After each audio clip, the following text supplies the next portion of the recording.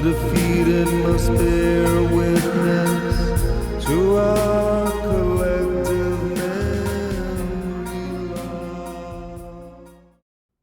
All right, welcome back. I kind of am just uploading this video just to be uploading a video.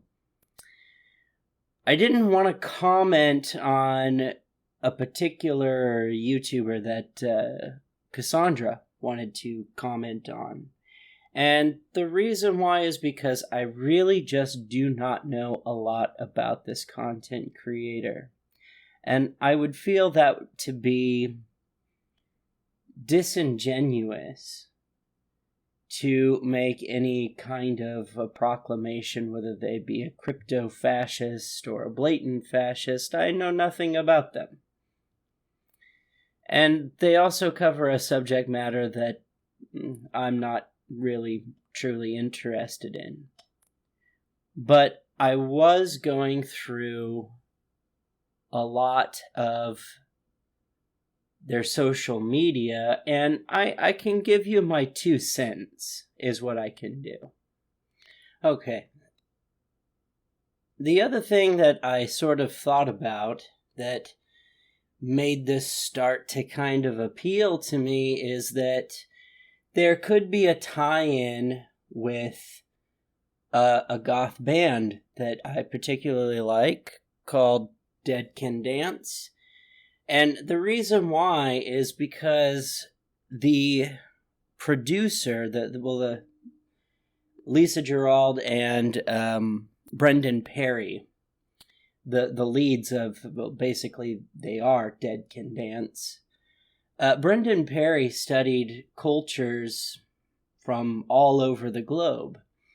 And I think he himself is probably an Indo-European person. But he's also studied the cultures and polytheistic religions from countries in Africa. I'm not sure which ones, but I think that's really kind of what this particular album sort of reflected. And looking through his lyrics and how he views polytheistic religion,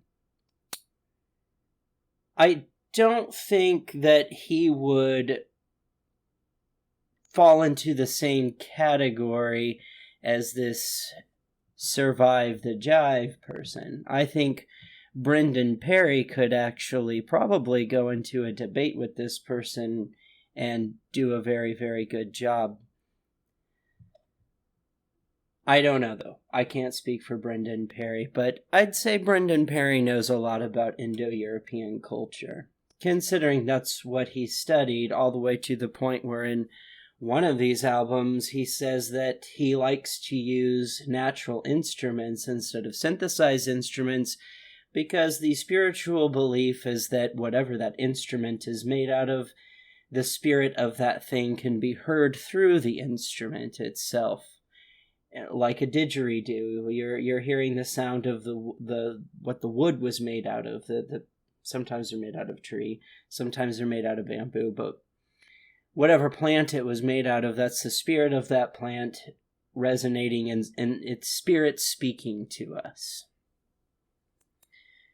And so I think that's interesting too, that he uses didgeridoos and other foreign instruments in his work.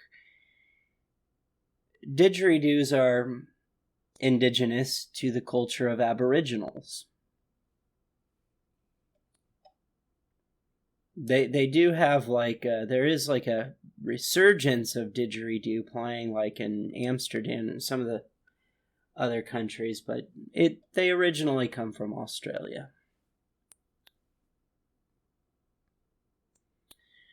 So first of all, let's look at this Twitter feed.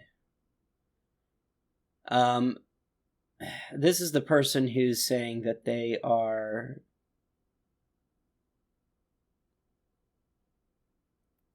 that survive the Jive. Survive the Jive is some kind of crypto-fascist. And he writes, white supremacists are very invested in academic conversations. One major UK white supremacist account put out a long live stream video about the academic debate on the term Anglo-Saxon on Monday.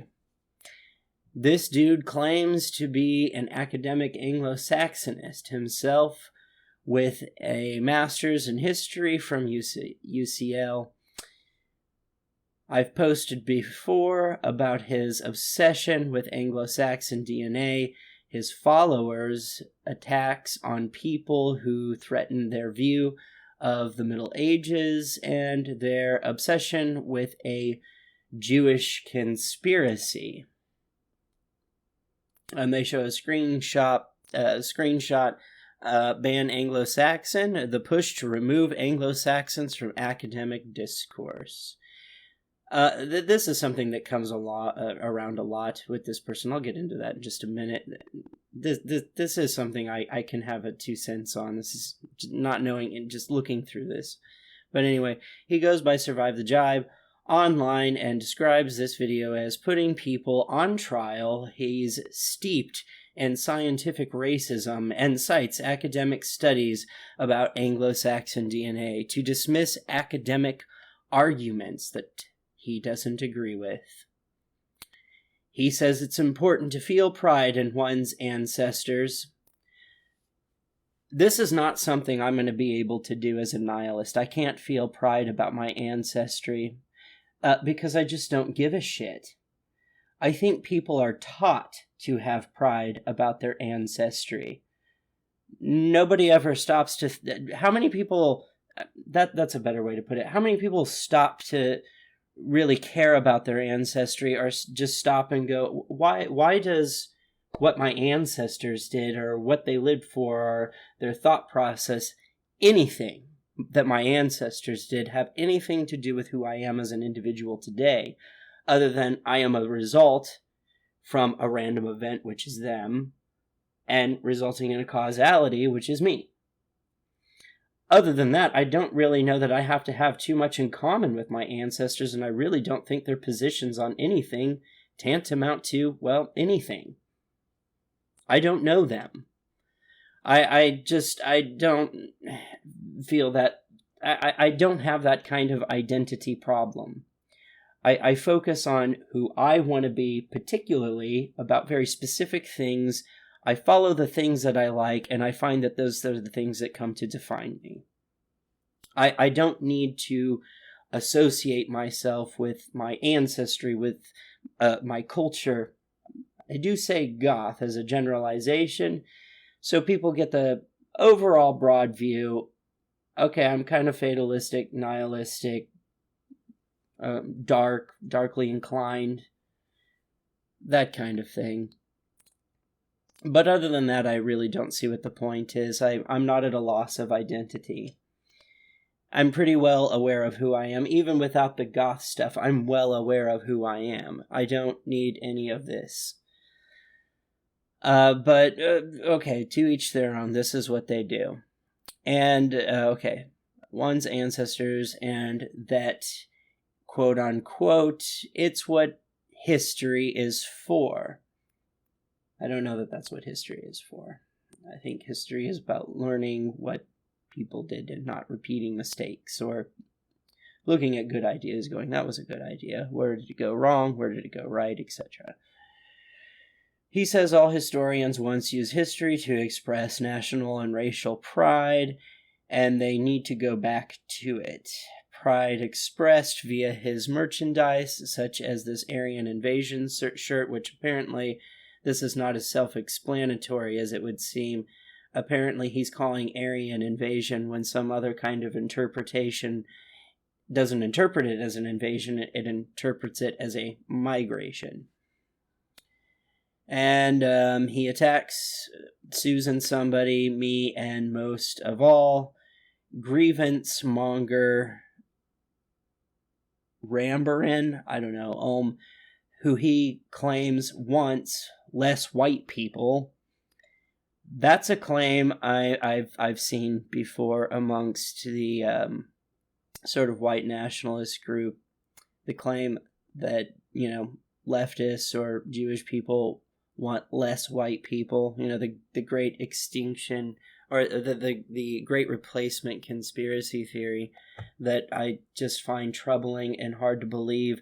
Something that results that this video is going to end up being about this. I mean, like, this is something that is really important. This whole great replacement conspiracy theory is extraordinarily dangerous.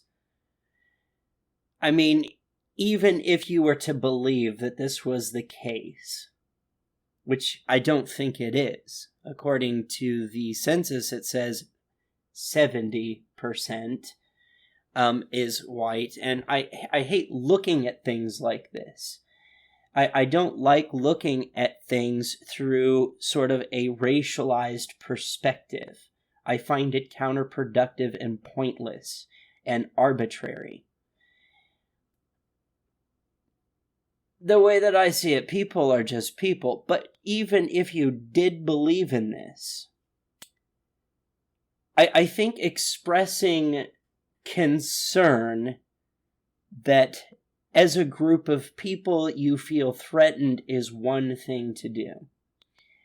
And I don't know that that's a moral wrong, especially if you're not doing it with the incentive of being racist. If you're doing it as a general concern. I don't know that too many people would take problem with it if it was actually provable or something that was actually happening, which is really hard to prove. It doesn't seem that that's happening at all. There's tons of evidence to the contrary. At least in this country. I don't know globally. Globally is a different story. But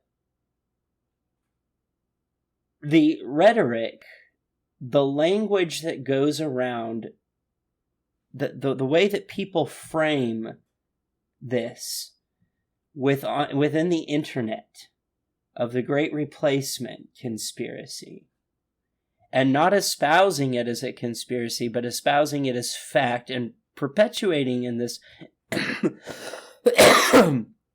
ever-going fear-mongering, it's dangerous because it's producing real victims. For instance, the incident that occurred in Buffalo, New York, was spouting this great replacement conspiracy theory. Some people are listening to this and they're taking it so much to heart, they're hurting people. They're hurting innocent civilian people that have, they're just going about living their life trying to make the best out of what they can. And their life gets cut down.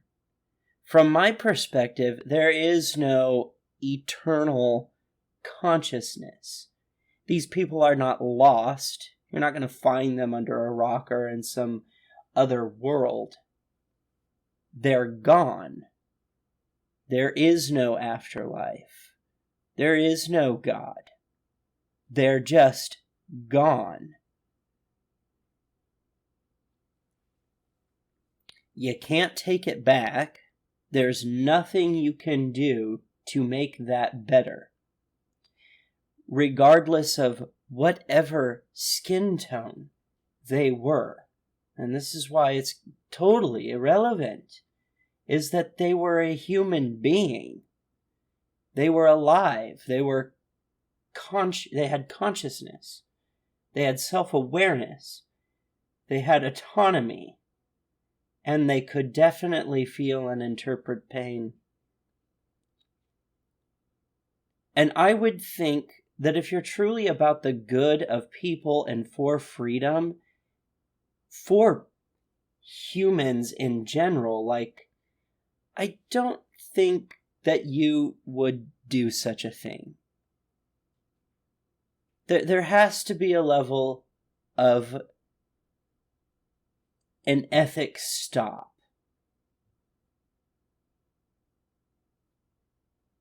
And that's coming from a moral subjectivist. I cannot rationalize. The only time I can rationalize violence is when it's in self-defense.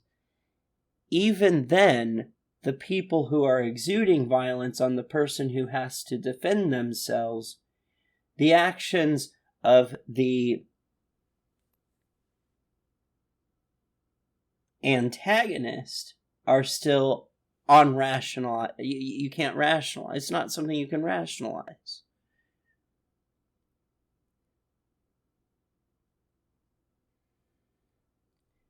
There's real victims here. And I think that's something that people should stop and think about. I don't agree with the great replacement conspiracy theory. This white genocide type thing.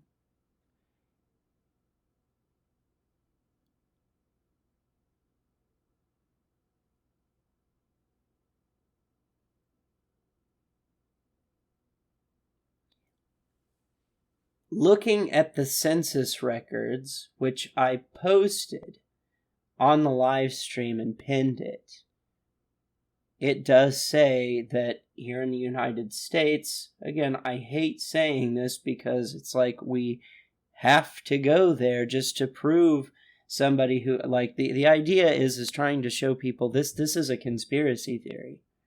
You can't back this up.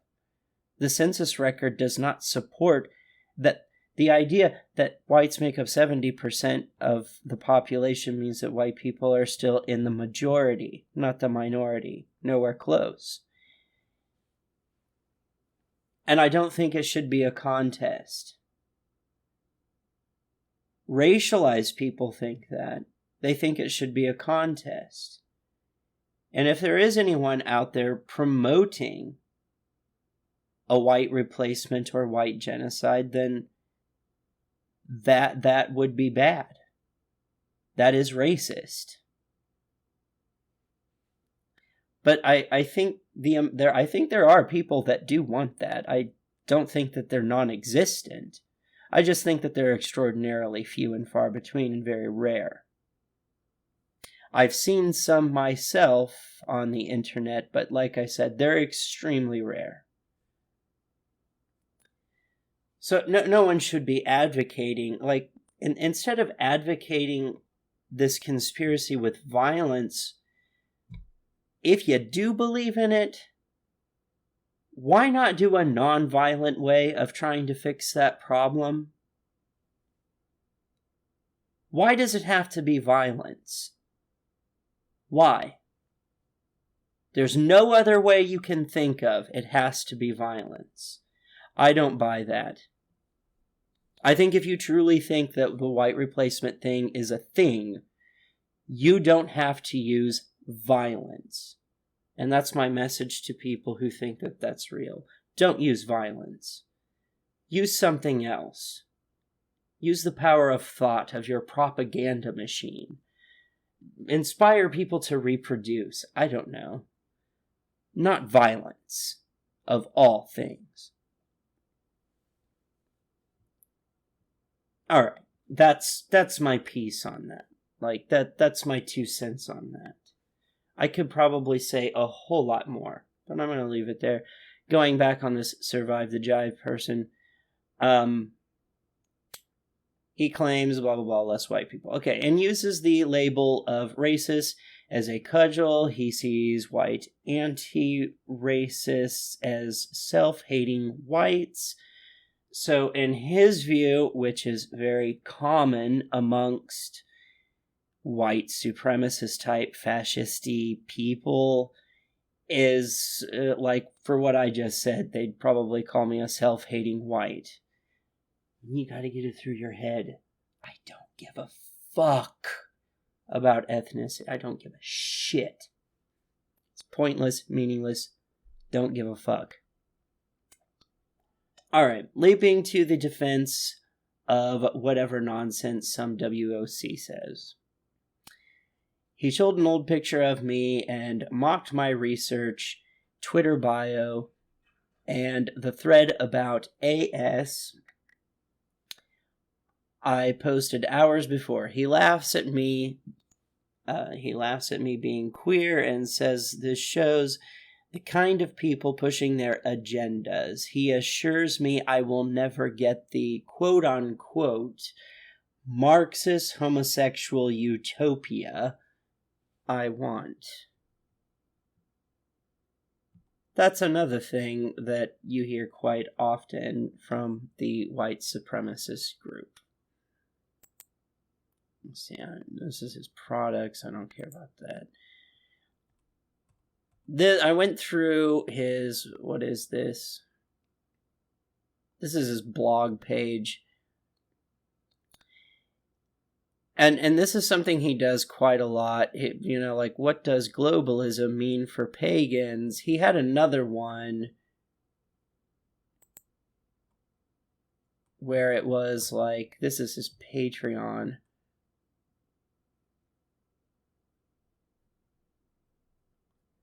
There's another one. Yeah, transhumanism is a threat to pagans.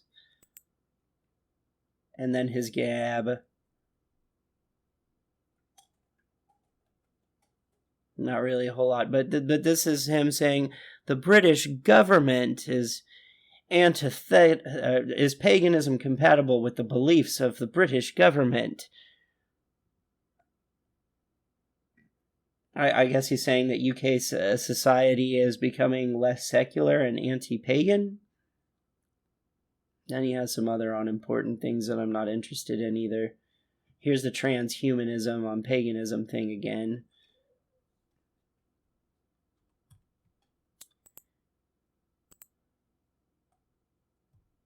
Went over all that.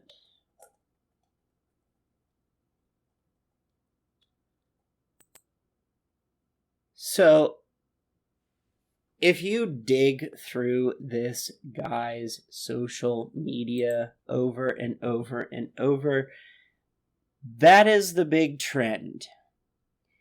Is, oh my God, paganism is under attack. Oh my God, paganism can't survive. Oh my God, paganism is in danger from this thing. Paganism is in danger of that thing.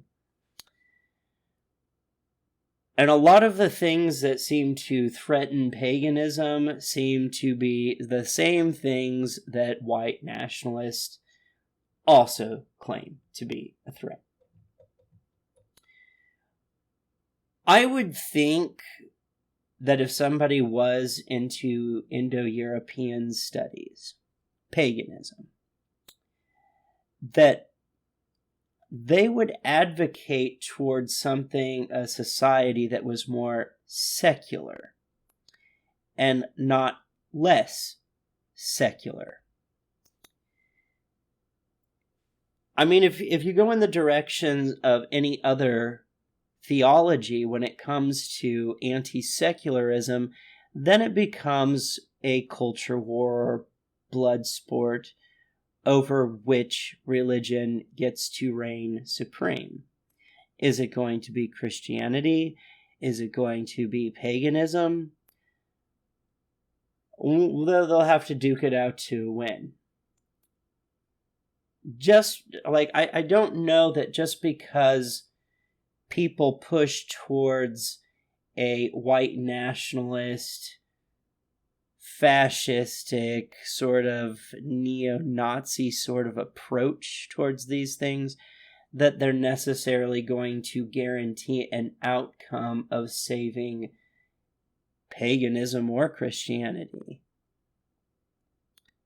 You could still end up with a dogmatic atheist society where there's no secularism.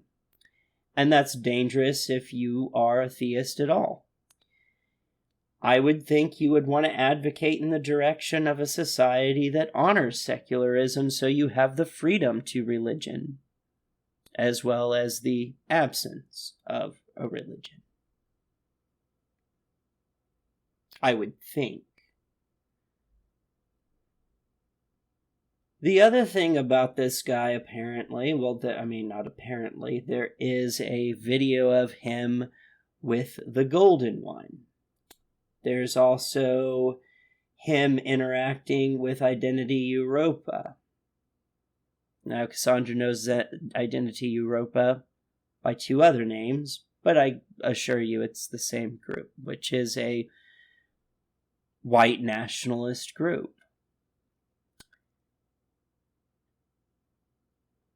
So he's hanging out with a lot of them, but I can't say that he is because he hangs out with a lot of them, because that would be a gross overgeneralization. That's a fallacy. It's an assumption.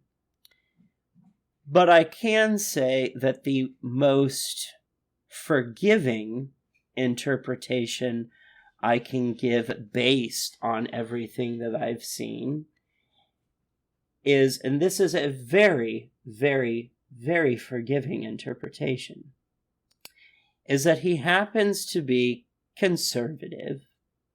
And yes, there is such a thing as being conservative and being against fascism. That does exist.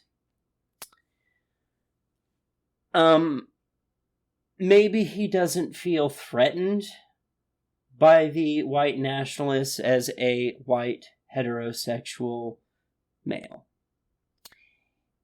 and doesn't agree with them, but isn't really strongly opposed to them, and has maybe some overlapping opinions. That is the most charitable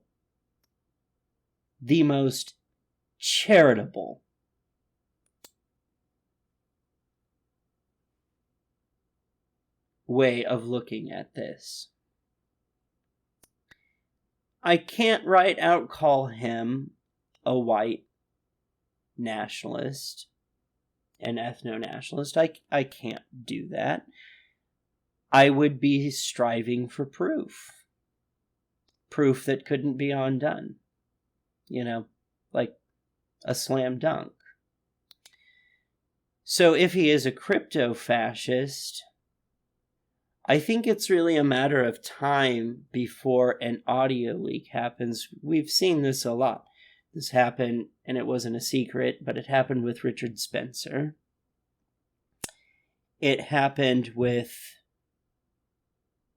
Who else was that it happened with? Not one that was more recent. There was another one that had happened to a long time ago. Other than Richard Spencer, but it happened most recently to Paul Joseph Watson, where a lot of people speculated he was a crypto-fascist, and then this audio leak happened, and everybody was like, yep, okay.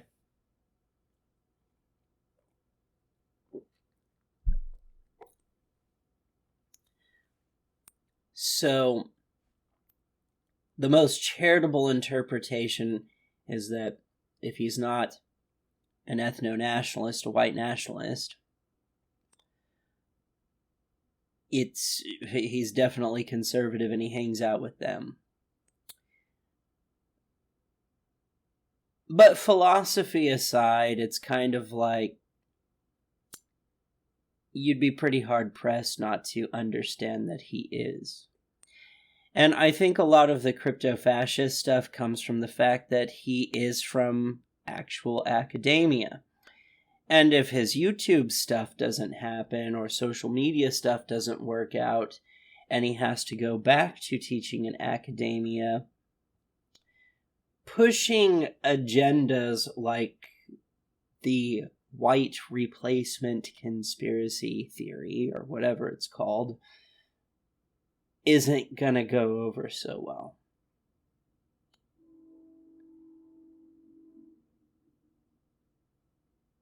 Yeah.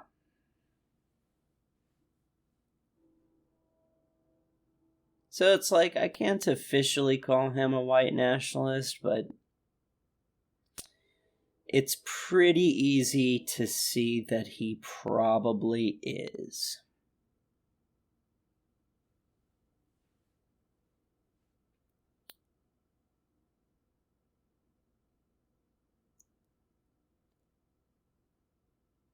I guess that's all I have to say on the matter.